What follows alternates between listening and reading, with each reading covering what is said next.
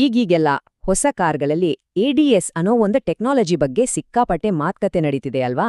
ಒಂದು ಕಾಲದಲ್ಲಿ ಲಕ್ಷಗಟ್ಲೆ ಬೆಲೆ ಬಾಳೋ ಕಾರ್ಗಳಲ್ಲಿ ಮಾತ್ರ ಇದ್ದ ಈ ಫೀಚರ್ ಈಗ ನಮ್ಮ ಬಜೆಟ್ ಕಾರ್ಗಳಿಗೂ ಬಂದಿದೆ. ಆದ್ರೆ ನಮ್ಮ ಇಂಡಿಯನ್ ರೋಡ್ಗಳಲ್ಲಿ ಇದು ನಿಜಕ್ಕೂ ವರ್ಕ್ ಆಗುತ್ತಾ? ಬನ್ನಿ, ಈ ಡಿಜಿಟಲ್ ಕೋಪೈಲಟ್ನ ಅಸಲಿ ಕತೆ ಏನು ಅಂತ ಒಟ್ಟಿಗೆ ನೋಡೇ ಬಿಡೋಣ. ಇದನ್ನ ಹೀಗೆ ಸ್ವಲ್ಪ ಕಲ್ಪನೆ ಮಾಡ್ಕೊಳ್ಳಿ. ನೀವು ಡ್ರೈವ್ ಮಾಡ್ತಿರುವಾಗ ನಿಮ್ ಜೊತೆ ಸದಾ ಕಾವಲು ಕಾಯೋಕೆ ಒಬ್ಬ ಡಿಜಿಟಲ್ ಕೋ ಡ್ರೈವರ್ ಇರ್ತಾನೆ. ಕೇಳೋಕೆ ಯಾವುದೋ ಸೈನ್ಸ್ ಫಿಕ್ಷನ್ ಸಿನಿಮಾ ತರ ಇದ್ರೂ ಇದು ನಮಗೆ ಒಂದು ಸೇಫ್, ಫ್ಯೂಚರಿಸ್ಟಿಕ್ ಡ್ರೈವಿಂಗ್ ಎಕ್ಸ್ಪೀರಿಯನ್ಸ್ ಕೊಡುತ್ತೆ ಅಂತಾರೆ. ಹೌದು, ಈ ಡಿಜಿಟಲ್ ಕೋಪೈಲಟ್ ಈಗ ಬರೀ ಕಲ್ಪನೆ ಅಲ್ಲ. ಮಹೀಂದ್ರಾ XUV 700, ಹ್ಯುಂಡೈ ಕ್ರೆಟಾದಂತಹ ಪಾಪ್ಯುಲರ್ ಕಾರ್ಗಳಲ್ಲಿ ADAS ಈಗ ಒಂದು ಮೇನ್ ಹೈಲೈಟ್ ಆಗ್ಬಿಟ್ಟಿದೆ. ಅಂದ್ರೆ ಇದು ಇನ್ಮೇಲೆ ಕೇವಲ ದುಬಾರಿ ಕಾರ್ಗಳಿಗೆ ಸೀಮಿತ ಅಲ್ಲ, ನಿಮ್ಮಂತಹ ಜನ ಓಡ್ಸೋ ಕಾರ್ಗಳಿಗೂ ತಲುಪಿದೆ. ಹಾಗಾದ್ರೆ ಏನಿದು ADAS ಅಂದ್ರೆ ಅಡ್ವಾನ್ಸ್ಡ್ ಡ್ರೈವರ್ ಅಸಿಸ್ಟೆನ್ಸ್ ಸಿಸ್ಟಮ್ಸ್? ಅಬ್ಬಾ, ಹೆಸ್ರೇ ಕೇಳಿ ಕನ್ಫ್ಯೂಸ್ ಆಗ್ಬೇಡಿ. ಸಿಂಪಲ್ ಆಗಿ ಹೇಳಬೇಕು ಅಂದ್ರೆ ಇದು ಡ್ರೈವರ್ಗೆ ಹೆಲ್ಪ್ ಮಾಡೋಕಿರೋ ಒಂದು ಎಲೆಕ್ಟ್ರಾನಿಕ್ ಸಿಸ್ಟಮ್. ಕಾರಿನ ಸುತ್ತಮುತ್ತ ಇರೋ ಕ್ಯಾಮೆರಾ ಮತ್ತೆ ರಾಡಾರ್ ಸೆನ್ಸರ್ಗಳನ್ನ ಬಳಸಿ ಮುಂದೆ ಬರೋ ಅಪಾಯವನ್ನ ಮೊದಲೇ ಕಂಡುಹಿಡಿದು ನಮ್ಗೆ ವಾರ್ನಿಂಗ್ ಕೊಡುತ್ತೆ. ಅಷ್ಟೇ ಅಲ್ಲ, ತುಂಬಾನೇ ಡೇಂಜರ್ ಇದೆ ಅಂದಾಗ ತಾನೇ ಬ್ರೇಕ್ ಹಾಕಿ ಅಥವಾ ಸ್ಟೀರಿಂಗ್ ತಿರುಗಿಸಿ ನಮ್ಮನ್ನ ಕಾಪಾಡುತ್ತೆ. ಇಲ್ಲಿ ಒಂದು ವಿಷಯ ತುಂಬಾನೇ ಇಂಪಾರ್ಟೆಂಟ್. ADAS ಅನ್ನೋದು ಡ್ರೈವರ್ಗೆ ಬರೆಯೊಬ್ಬ ಅಸಿಸ್ಟೆಂಟ್. ಆತನ ಜಾಗವನ್ನ ತಗೊಳ್ಳಕ್ಕೆ ಸಾಧ್ಯವಿಲ್ಲ. ಇಂಡಿಯಾದಲ್ಲಿ ಸದ್ಯಕ್ಕೆ ನಮ್ಗೆ ಸಿಗ್ತಿರೋದು ಲೆವೆಲ್ 1 ಅಥವಾ ಲೆವೆಲ್ 2 ADAS ಅಷ್ಟೇ. ಅಂದ್ರೆ ಇದು ಬ್ರೇಕ್ ಹಾಕೋಕೆ, ಸ್ಪೀಡ್ ಕಂಟ್ರೋಲ್ ಮಾಡೋಕೆ ಹೆಲ್ಪ್ ಮಾಡ್ಬೋದು. ಆದ್ರೆ ಡ್ರೈವರ್ ಯಾವಾಗ್ಲೂ ಅಲರ್ಟ್ ಆಗಿ ಇರಲೇಬೇಕು, ಗಾಡಿಯ ಕಂಪ್ಲೀಟ್ ಕಂಟ್ರೋಲ್ ಅವರ ಕೈಯಲ್ಲೇ ಇರಬೇಕು. ಸರಿ, ಹಾಗಿದ್ರೆ ಈ ADAS ತಂತ್ರಜ್ಞಾನಕ್ಕೆ ಕಣ್ಣು, ಕಿವಿ ಎಲ್ಲ ಹೇಗೆ ಕೆಲಸ ಮಾಡುತ್ತೆ? ಅದರ ಮೇನ್ ಫೀಚರ್ಗಳು ಯಾವುವು? ಮತ್ತೆ ಅವು ಯಾವ ಟೈಮಲ್ಲಿ ನಿಜಕ್ಕೂ ಯೂಸ್ ಆಗುತ್ತೆ ಅಂತ ಒಂದೊಂದಾಗಿ ನೋಡೋಣ ಬನ್ನಿ. ಮೊದಲನೇ ಮತ್ತು ಅತಿ ಮುಖ್ಯವಾದ ಫೀಚರ್ ಆಟೋಮ್ಯಾಟಿಕ್ ಎಮರ್ಜೆನ್ಸಿ ಬ್ರೇಕಿಂಗ್, ಅಂದ್ರೆ AEB. ಒಂದು ಸೀನ್ ನೆನ್ಪಿಸ್ಕೊಳ್ಳಿ. ನೀವು ಫುಲ್ ಸ್ಪೀಡ್ನಲ್ಲಿ ಹೋಗ್ತಿದ್ದೀರಾ. ಸಡನ್ ಆಗಿ ಯಾರೋ ಒಬ್ರು ರೋಡ್ ಕ್ರಾಸ್ ಮಾಡೋಕೆ ಬರ್ತಾರೆ. ತಕ್ಷಣ ನಿಮ್ಮ ಕಾರ್ ಡಿಸ್ಪ್ಲೇ ಮೇಲೆ ಒಂದು ರೆಡ್ ವಾರ್ನಿಂಗ್ ಬರುತ್ತೆ.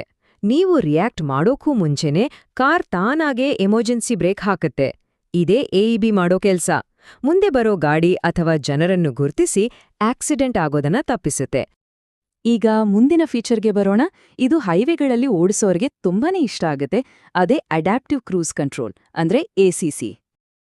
ಇದನ್ನ ಹೀಗೆ ಇಮ್ಯಾಜಿನ್ ಮಾಡ್ಕೊಳ್ಳಿ. ಬೆಳ್ಳಂಬೆಳಗ್ಗೆ ಒಂದು ಖಾಲಿ ಎಕ್ಸ್‌ಪ್ರೆಸ್ ವೇನಲ್ಲಿ ನಿಮ್ಮ ಕಾರ್ ಸ್ಮೂತ್ ಆಗಿ ಹೋಗ್ತಿದೆ. ನಿಮ್ಮ ಮುಂದಿರೋ ಕಾರ್ನಿಂದ ಒಂದು ಸೇಫ್ ಡಿಸ್ಟೆನ್ಸ್ ಮೇಂಟೈನ್ ಮಾಡ್ಕೊಂಡು ಅದರ ಸ್ಪೀಡ್ಗೆ ತಕ್ಕ ಹಾಗೆ ನಿಮ್ಮ ಕಾರ್ ಸ್ಪೀಡ್ ಕೂಡ ಆಟೋಮ್ಯಾಟಿಕ್ ಆಗಿ ಹೆಚ್ಚು-ಕಡಿಮೆ ಆಗ್ತಿರುತ್ತೆ. ಸೊ ಹೈವೇಗಳಲ್ಲಿ ಲಾಂಗ್ ಡ್ರೈವ್ ಮಾಡೋದು ತುಂಬಾನೇ ಆರಾಮದಾಯಕ ಆಗುತ್ತೆ.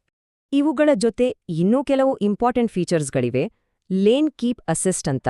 ಇದು ನಮ್ಮ ಕಾರ್ ಲೇನ್ ಬಿಟ್ಟು ಆಚೆ ಹೋಗದ ಹಾಗೆ ನೋಡ್ಕೊಳ್ಳುತ್ತೆ. Blind spot monitoring. ನಮ್ಮ ಮಿರರ್ನಲ್ಲಿ ಕಾಣಿಸದೇ ಇರೋ ಜಾಗದಲ್ಲಿ ಯಾವ್ದಾದ್ರೂ ಗಾಡಿ ಬಂದ್ರೆ ವಾರ್ನ್ ಮಾಡುತ್ತೆ.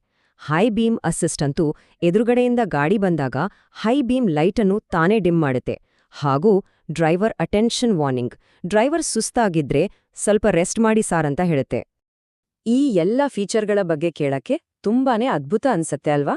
ಆದ್ರೆ ನಾವು ನಮ್ಮ ಇಂಡಿಯನ್ ರೋಡ್ಗಳ ರಿಯಾಲಿಟಿಗೆ ಬಂದಾಗ ಕಥೆನೇ ಸ್ವಲ್ಪ ಚೇಂಜ್ ಆಗತ್ತೆ. ನೋಡಿ, ಈ ADAS ಸಿಸ್ಟಮ್ಗಳು ಪರ್ಫೆಕ್ಟಾಗಿ ಕೆಲಸ ಮಾಡಬೇಕು ಅಂದ್ರೆ ಪರ್ಫೆಕ್ಟ್ ಆದ ರೋಡ್ ಬೇಕು, ಕ್ಲಿಯರ್ ಆಗಿರೋ ಲೇನ್ ಮಾರ್ಕಿಂಗ್, ಡಿಸಿಪ್ಲಿನ್ ಟ್ರಾಫಿಕ್.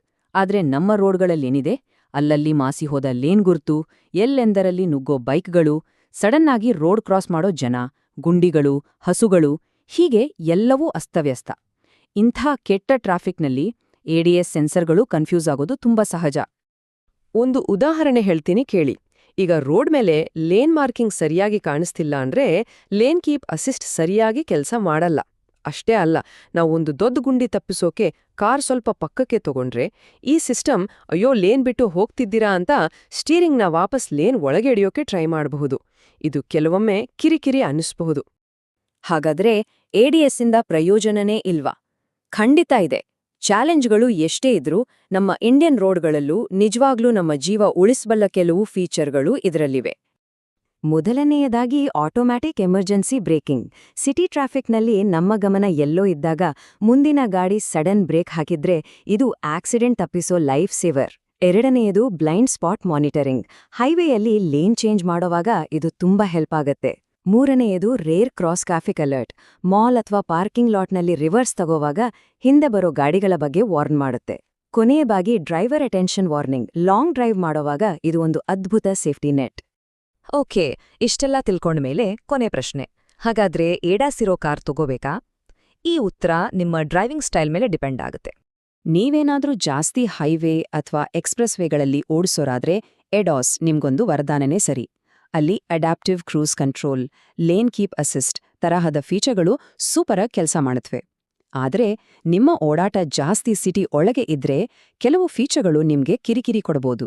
ಆದರೂ ಎಇಬಿ ಮತ್ತು ಬ್ಲೈಂಡ್ ಸ್ಪಾಟ್ ಮಾನಿಟರಿಂಗ್ನಂತಹ ಸೇಫ್ಟಿ ಸಿಸ್ಟಮ್ಗಳು ಸಿಕ್ಕಾಪಟ್ಟೆ ಯೂಸ್ಫುಲ್.